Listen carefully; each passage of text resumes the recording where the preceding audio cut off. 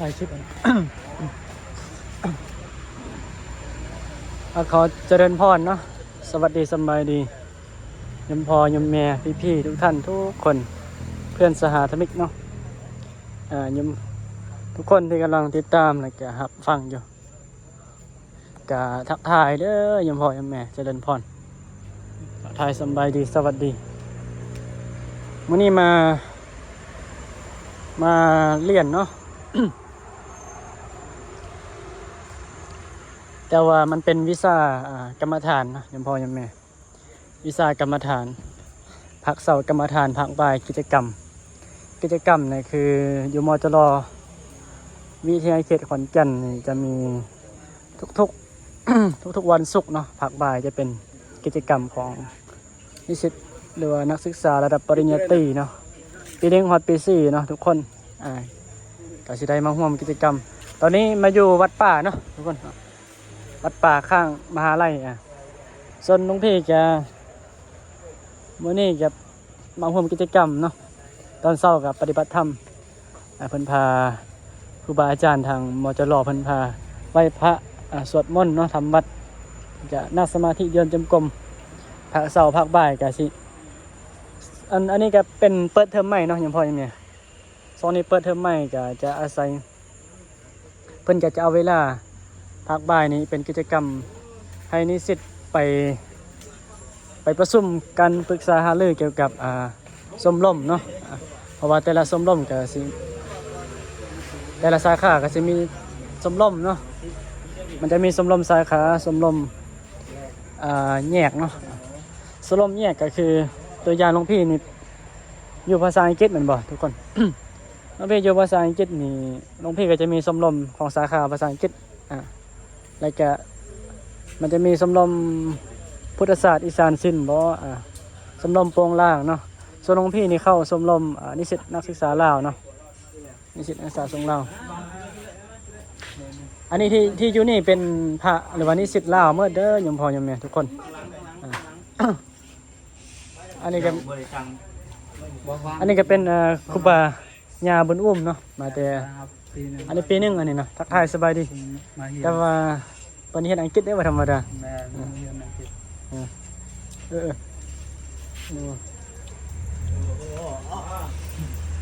เป็นอังกฤษปีหนึ่งเป็นยังไงเป็นอะไรเฮียนได้2 อาทิตย์แล้วเป็นยังไงเดี๋ยวมาจะรอนี่ยากบ่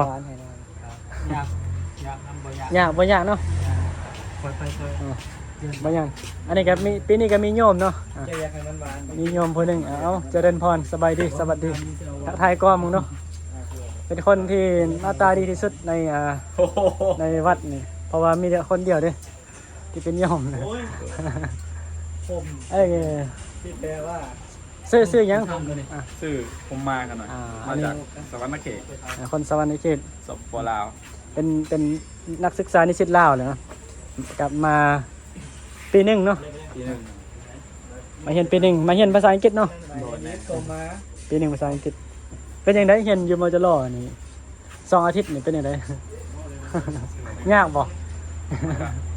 ม่วนอยู่เนาะทั้งยากทั้งมวล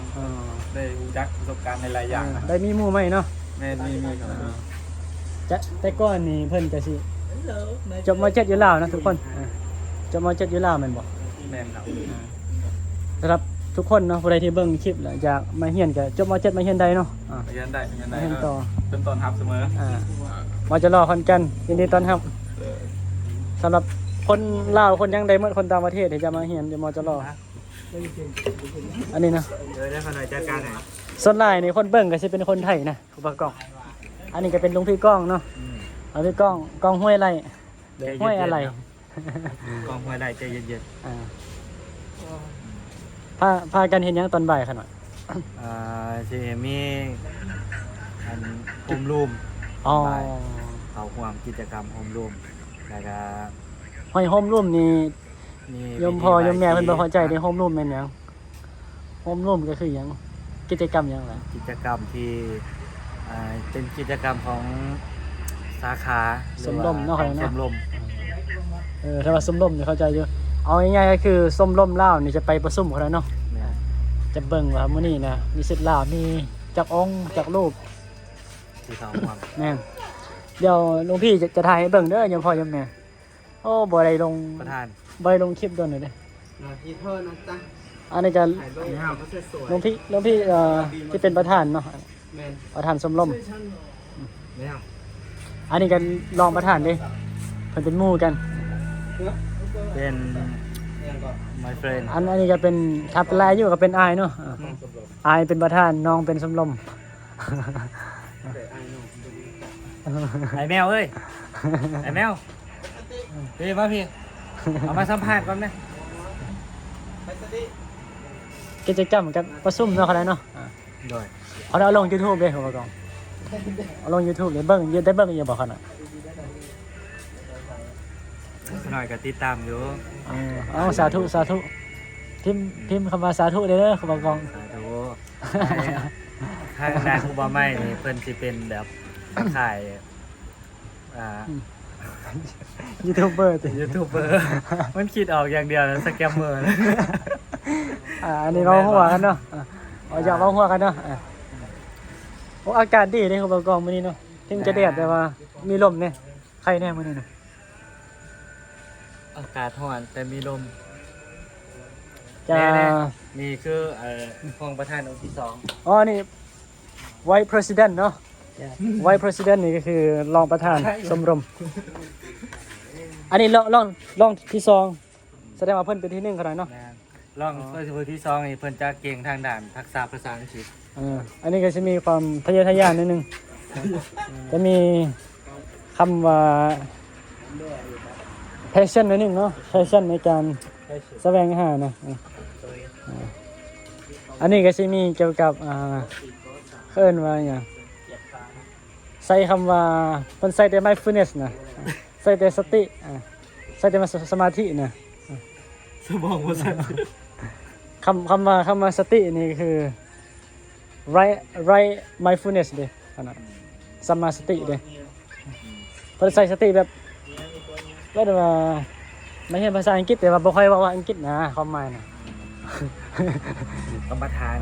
เพิ่นสไตล์แบบเงียบๆนะบ่ค่อยมักโซอังกฤษปานใดเพิ่นโซแต่ลาวใต้เพราะ ขาน้อยเป็นคนอินโทรเวิร์ตเขากับคนบ่ได้ ปีนี้นะโยมพ่อโยมแม่พิเศษปีนี้นะมีพระลาวแล้วก็มีโยมเพิ่นมาเรียนห้อยหลายเด้ พี่นี่สาขาปัญญาเลยสาขาบทเรียนฟรี แต่ ภาษาอังกฤษลด50% พอปีหนึง เพิ่นมีโควต้าเนาะครับเนาะก็เลยมีคนมาเรียนหลายมื้อนี้นะปีนี้นะอันคือว่าเรียนคือว่าวิลเลียมสรุปให้ได้บ่ว่ามีคนมาเรียนเท่าใดประมาณนะปีนี้นะปี69นะมีสิทธิ์ใหม่นะมีสิทธิ์ลาวนะ ประมาณ10กว่าคนเนี่ยขนาด โอ้ถือว่าหลายเด้ หลายเติบ ส่วนหลายที่เรียนภาษาอังกฤษเนาะ ใช่คิดว่าหาคน ไกลนั่นกับ ปัญญา3ภาษาพุทธ1 อันนี้กับฟิโลโซเฟอร์บ่ อันนี้ นักปรัชญาเด้ถ้าฟิโลโซฟีเนี่ยปรัชญาฟิโลโซเฟอร์นักปรัชญา อันนี้ภาษาอังกฤษ ในยูเคชิ เมเจอร์ อันนี้พมมาเนาะมิสเตอร์พมมาเพิ่นก็ first man เนาะแล้วว่า first year student นั่นแหละเรียนนักศึกษาปีหนึงโอ้หนูพี่นี่เขาน้อยรู้สึกว่าเฮามาเรียนนี่แป๊บเดียวนะเขาบอกก่อน เวลามันผ่านไปไว แป๊บเดียวปี4แล้ว อันนั้นครูบาตี้ปี4นะ เพราะเขาน้อยว่าความรู้สึกเขาน้อยนะแป๊บเดียวเลยเพราะกล้องเพิ่นลองอยู่ปี4เพิ่นจะรู้สึกได้ขนาดจะปีหน้ารู้สึกแล้ว เอาคล้ายๆเพิ่นเคยเรียนม .7 ป่ะนั่นแหละ ใกล้ปีสุดท้ายมันคือไว้นะ อืม ใจมันบ่ยาก โอ้ยคู่กับสิจากันแล้วนะตอนเรียนปี2ปี3นี่ยังแบบว่าคิดว่า ยังคิดว่าต้นอยู่ดิ ด้นนะโอ้ย3สิผ่านไปแต่ละมื้อมันคือยากเย็น เนาะขนาด อืม อันนี้ก็เว้าสู่ฟังเนาะยมพ่อยมแม่ทุกคนนั่นแหละที่ฟังอยู่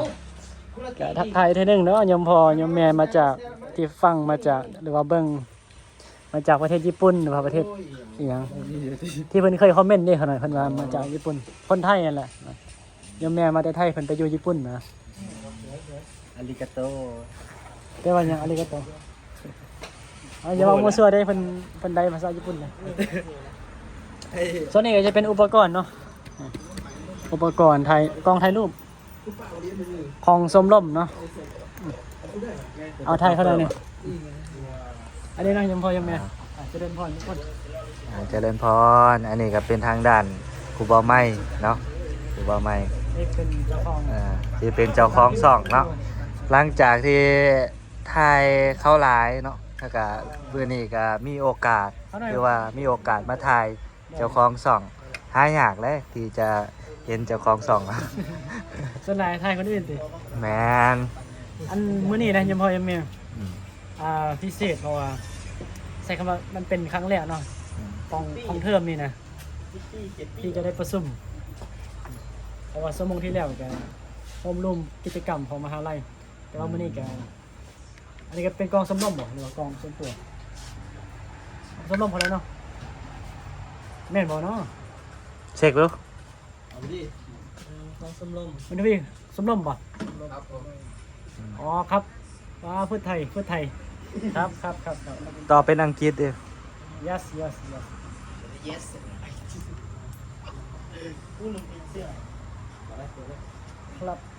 club student camera ภาษาอังกฤษ club student camera กล้อง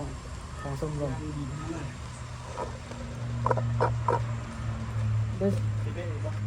กายสิเอากล้องนี่ไปถ่ายเนาะบอกคิดว่าถ้ามีแบตนะต้อง แบตไว้ มีแบตเยอะถ้ามีไฟนะอันทุกคนอันมีคนรู้จักอันยมพ่อยมแม่ที่กำลังเบิ่งตอนนี้นะรู้จักมอจนอบฝากคอมเมนต์หน่อยเด้อทุกคนรู้จักมอจนอบ รู้จักทุก นี่ รู้จักทุกคนยกเว้นย่า เป็นบอลเนี่ยเป็นมหาลัยที่พระทรงลาวเรียนหลายที่สุดอยู่ไทยนะ ชื่อเต็มมาจะได้ค่ะชื่อเต็ม ชื่อเต็มบอกหน่อยมหาจุฬาลงกรณ์ราชวิทยาลัยเนาะ มหาจุฬาลงกรณราชวิทยาลัยวิทยาเขต ถ้า ขอน เป็น แก่น วิทยาเขตเพิ่นจะใส่วิทยาเขตแต่ว่าศูนย์กลางมันจะอยู่อำเภอไส่ที่อย่างอำเภอไส่อะวังน้อยนะอำเภอวังน้อยตำบลไส่ สิถามครูบาไม้ว่ามื้อนี้รู้สึกจังได๋คะหน่อยที่ได้แบบว่ามาพบปะกับรุ่นน้องหรือว่าเพื่อนสหกมิกที่ก็โดนแล้วเนาะบางทีบ่ได้มาพร้อมหน้าพร้อมตา เนี่ย รู้สึกจังได๋ครับ โอ้ยเขาเลยมื้อนี้นะทุกคนได้สันเพลสามัคคีเนาะโอ้หลายองค์มื้อนี้สันเพลสามัคคีจะอร่อยแซ่บที่ว่าเลยแล้วมันก็ดีใจเนาะที่คนมาเห็นหลายก็ดีใจ ได้เห็นรุ่นน้องมาเข้ามาใหม่เนาะเห็นวัยรุ่นใหม่ไฟแห้งสนใจทางด้านการเรียนเนาะแต่เขามาทำเรียนเขามาศึกษาเฮาในฐานะรุ่นอ้ายก็รู้สึกยินดีตื่นตัน รู้สึกดีใจที่คนมาเห็นนะครับ อืม ถ้าบ่มีคนมาเห็นก็มันสิ เงียบเงาเนาะข มัน นาด จะ เนาะ เหงาขนาดนั้น อืม มันจะแบบคักกัน แล้วมีหยังฝากให้กับรุ่นน้องสาขาภาษาอังกฤษเนาะ ใจคิดบ่ เขามาทำมาเรียนใหม่ก็ดีหรือว่าเป็นนิสิตเก่าก็ดี เขาได้ว่าเวลามันผ่านไปไวขนาดเวลาคันถ้าเราคิดว่าเขามักภาษาอังกฤษแล้วนะครับถ้าเราคิดว่าเราชอบภาษาอังกฤษให้เรียนด้วยความแบบความมักนำเรียนอันนี้ก็เป็นนิสิตลาวเหมือนกันเลย ไฟอ่ะแล้ว เราต่อนะ อืม คันถ้าทุกคนนั่นแหละเนาะ มีหยังที่บอกรุ่นน้องบ่มีหยังที่บอกรุ่นน้องบ่แบบให้กำลังใจในการเรียนบ่ให้ท้อกับเกี่ยมมากเก่าๆซื่อๆกันนะ จะไม่ต้องคิดหลายเนาะไอ้พวกนี้เนี่ยไม่ต้องคิดหลายเว่าไปก่อนผิด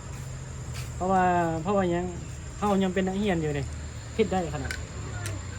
ผิดเลยก็มาแก้ไขให้หน่อย ถอได้แต่หามถอยเนาะ คำว่าท่อนี่มันเป็นเพียง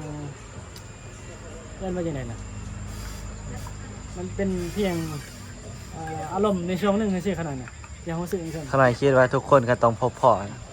แต่ว่า